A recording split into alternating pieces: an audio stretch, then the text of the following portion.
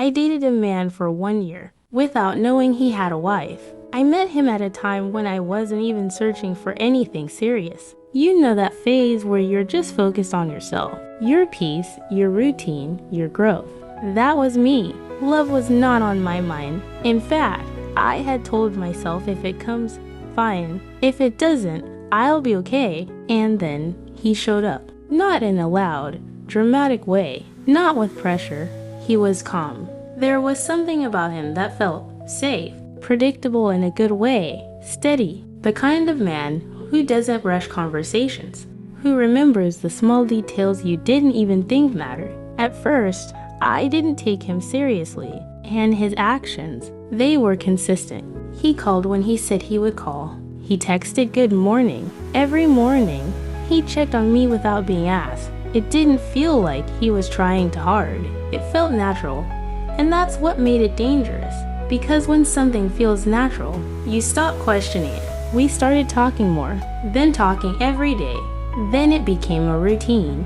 He became part of my day without me even realizing it. And slowly, I let my guard down. I started sharing things about myself, my thoughts, my fears, my past. And he listened, not just to respond, but to understand. That kind of attention, it's rare. And when you experience it, you start to feel seen. You start to feel valued.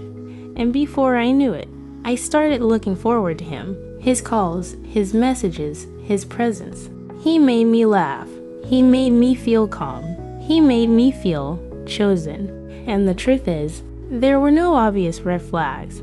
That's the part people don't always understand. It wasn't like he was disappearing for days. It wasn't like he was hiding his phone aggressively. It wasn't like he was inconsistent. No, he was available enough to feel real. Looking back now, I've learned it's something. Not all deception looks suspicious. Some people are just experienced. They know how to balance things.